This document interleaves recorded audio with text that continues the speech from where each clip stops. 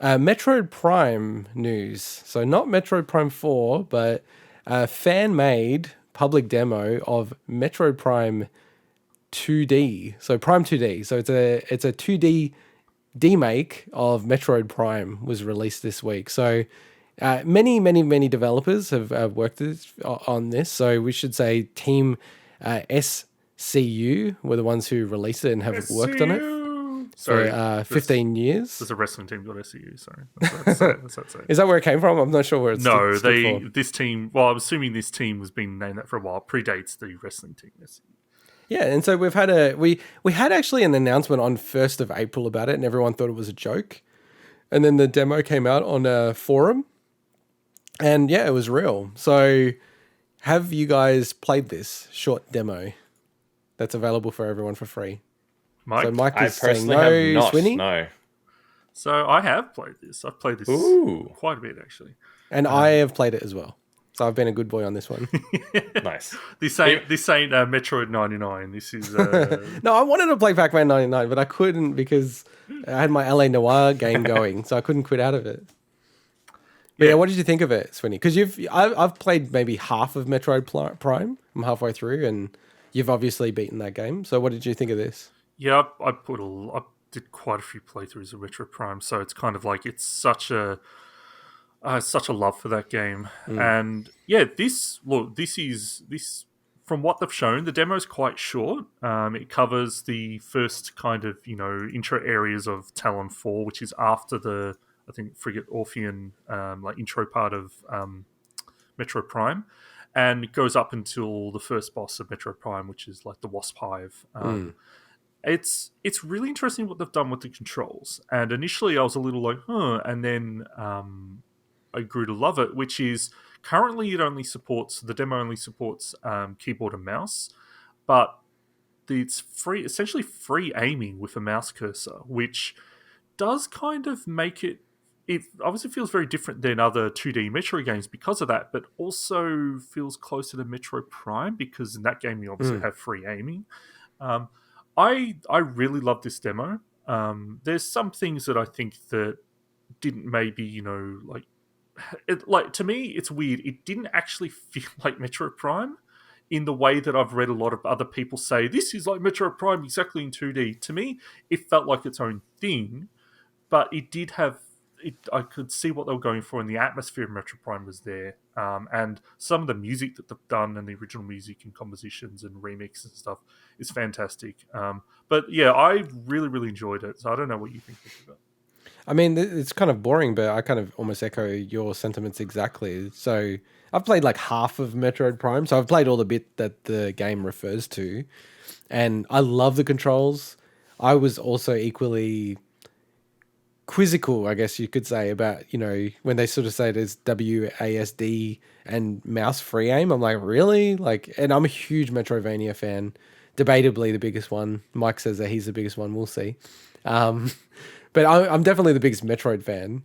And yeah, I love this so much. I thought this is so cool. Like, and the controls are really awesome. I still feel that if you made this for the Switch, you could easily do the Shadow Complex style controls. So, your right stick is the sort of free aim type of thing. I think that would work fine. But it does kind of work better, weirdly enough. And I don't know many Metroidvanias that use... I don't play many Metroidvanias on PC for some reason. And I don't know many that use this style of controls, but I'm kind of into it, actually. Well, one thing I didn't mention was you've got the ability to scan the environment and the items and enemies, just like it's such a huge part of Metroid Prime. Yeah, huge. And that's really good with the mouse free aim because then you can exactly target what you want to scan in the environment. And in the middle of battle, if you're like, oh, I want to scan this boss or I want to scan these enemies that it's shooting out, it makes it much easier to do that because it doesn't pause while you're scanning, and it takes a little bit sometimes. I do think with the boss, and this could be just because of the demo, it felt for an first boss of a Metroid game or even a Metroid fan game maybe felt a little too difficult. Like I got through it first try, but it was like I think no, I love Sweetie so no, I much. want to clarify. Like I didn't find it too hard. This isn't Dark Souls. Let me This is what he's like. let me finish my sentence. I was saying I didn't find it too hard that it stopped me progressing, but I think that some people would, if it was kept like this, would be like, oh, that's probably a bit rough for a first boss. But it could just be because it's the demo. They wanted to give people a good challenge at the end of the demo. I don't know. So. No, look, and I totally agree with what you're saying. And there is something weird about fan games because you get these really passionate people, same as fan translations, where it's so over the top in terms of like either how they translate a game and they throw 100 references to something in like a little footnote. And like a lot of fan games, because these people are so into the game, they always find the games too easy. So if you play any Pokemon fan games, they're like the hardest Pokemon games you ever play in your life. Because I think from them relatively, it's like the symptom of NES developers. Like they were playing so many games, they tuned the difficulty of the games for them. To themselves, yeah. Yeah. And they're really good at them. So. Yeah, and they've already said, they always say this, then it's kind of funny actually. And I feel like that this game suffers from, not suffers, but it has that symptom. But for a fan game, this is just absolutely incredible. Like for me, the other major Metroid fan game that we should shout out is the very vaunted AM2R, which is another remake of Metroid II Samus Returns. Oh, so good, so good. I like this more. So, and you know, I'm much more of a 2D Metroid fan. I really love this. Like, I kind of like, it's almost like it felt almost Nintendo-ish to a degree, just because it's not just going, oh, we're going to remaster something. It's actually taking some of the ideas of Metroid Prime and then how do you, you know, it's a very Nintendo thing to go, now I give you the challenge of making this in 2D. How are you going to translate things? How do you capture that same spirit? And like, I agree with you, Swinny. It doesn't feel like Metroid Prime, but it feels like the spirit a little bit of Metroid Prime. Yeah, yeah. Now, like we're saying how much I love all of this stuff, I've got to bring it up, but I think these guys are, and girls are freaking stupid to release a demo. It's one of the most idiotic things. If they have the full version of the game, now they may have only ever built, like over the last 15 years, this is maybe all they've built, right? Supposedly it's not, but let's just hypothesize and say this is all they built, then fine. Okay, they release a demo. It doesn't go anywhere beyond this. But if they have a full version of this game, these guys and girls are freaking idiots, like absolute idiots, and they don't understand how the lore works. Because you can build something like this, release it, and then say Nintendo gives you a cease and desist, and then you go, okay, I'm not gonna work on it, right? And legally, you're fine. So your art has gone out there into the universe. You can't make money off it or anything like that, but at least it's out there. That's what happened with AM2R. Exactly. And to be honest, Nintendo was aware of that project, but as much as people hate on Nintendo, I don't think they're super unreasonable at the same time period. They have to defend their IP, right? And AM2R, they waited until the game was fully done pretty much and then released it. And then they got a cease and desist like the next day, right? But the game's out there and you can play it.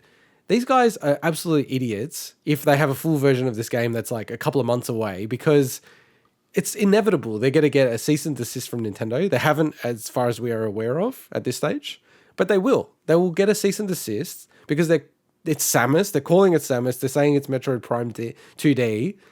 And then at that point, if they release it, they will like get into some serious legal strife.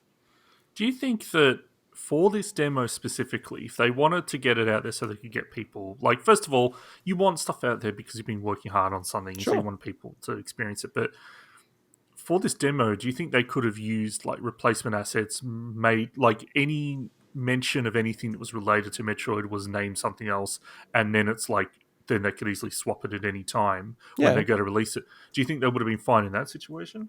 Yeah, of course. Yeah, so but it would have generated no buzz. We wouldn't have spoken about it. That's true. That's true. It's like, kind of, yeah.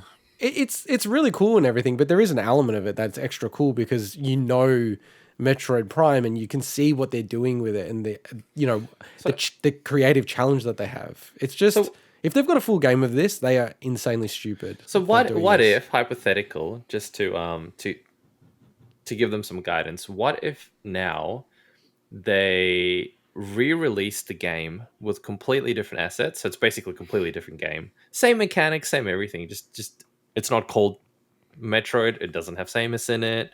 different sprites, whatever the case may be. But they allow fan-made mods to their game. So someone can then later just make a mod to reskin it back to Metroid. Yeah, that's fine. That seems like a loophole around this. I mean, you like remember back in the day with Doom, and I just say back in the day because we're going to talk about our first gaming memories as a special feature. Nice little throw out to that. But with Doom, they had really cool mods where you could play like with Alien franchise stuff, which was actually initially what Doom was meant to be. It was meant to be an Alien game, and they had the deal for it and everything, and it fell out at the last minute. But yeah, like they're not getting sued for that because you can't control if people change it. But there's a lot of work that's gone into the art of this. I mean, this is what actually to me makes it so amazing. The art looks incredible, and that's normally what a fan game doesn't look as good normally. But I think it looks insane. So yeah, like I don't know. It's just really frustrating if they've finished this game or it's like a month away, and then they've stuffed it up because of this. In my opinion. I think that would suck, Swinny. It would. I'm looking forward to hopefully playing a full version one day. I hope so. Like it's interesting that Nintendo hasn't already done a cease and desist, but I don't know. Maybe they're struggling to get in contact with them or something like that. But they'd be insane if they release it if they got a cease and desist, because then Nintendo would chase them, and they would be in serious strife, like millions of dollars of strife, which would not be good. All right, let's move into my favorite segment of the week, the bargain bin. So the bargain bin for the